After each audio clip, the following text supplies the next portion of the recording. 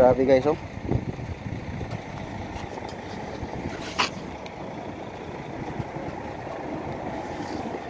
Whew. Biyahe natin papunta sa Sakaka. Ayan. So kumuha na lang tayo ng paraan para maka-abanti sa unahan. Kasi malayo pa ditong vulcanizing, you know. So ang ginawa natin, tinanggal natin yung gulong at ito na lang yung natira frame.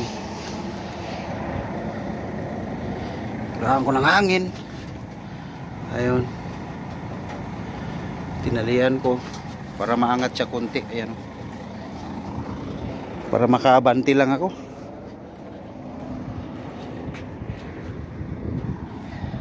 Ayan, wala nang gulong yung gitna para lang makaabante. Ayun, tandahan lang. Sakaka 87 km. Alright.